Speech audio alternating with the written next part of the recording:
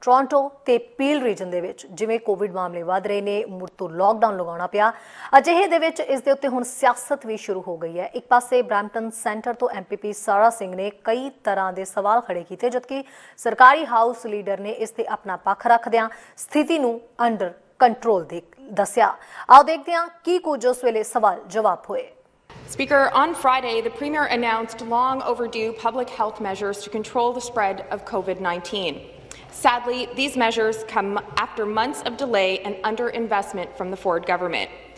It was little over 2 weeks ago that the Premier rolled back public health measures and claimed, I quote, "We see the curve going down," end quote, even as those case counts were spiking in communities like the region of Peel. Has the Ford government's health table estimated how much COVID-19 spread as a result of the government's refusal to recognise the crisis? Government House Leader.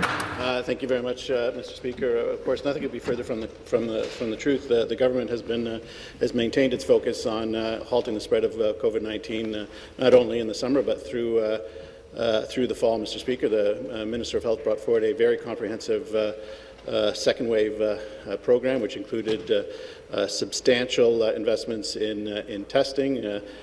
Mr. Speaker, they included also investments by the Minister of Long-Term Care. So I would say to the member that progress has been made while we continue to work a whole-of-government approach to flattening the curve.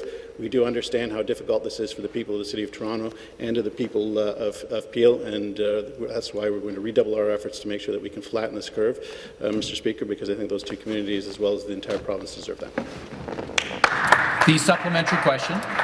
Thank you, Speaker. But the new lockdown measures imposed Friday will have devastating impacts in communities like Brampton. But it's all the more devastating because they actually could have been avoided. If the Premier had not spent weeks and months denying and minimising the threat posed by the second wave and ignoring the facts, Speaker, is he prepared to admit that his government's inaction and denial has made this crisis far worse in the province of Ontario and commit to an honest and transparent response moving forward? Government House Leader.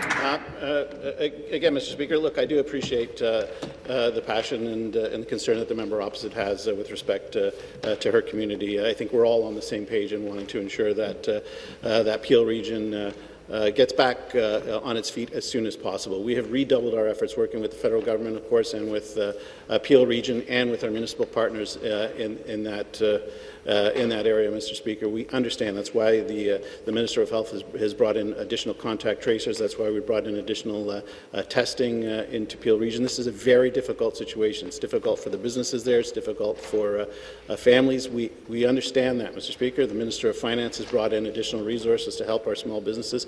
But ultimately, Mr. Speaker, what will work best for that community is if we all redouble our efforts, do what public health officials are saying. It is in our control, not only in Peel and in Toronto, but across Ontario. It is in our control whether we flatten this curve and we reopen Ontario for business as soon as possible, Mr.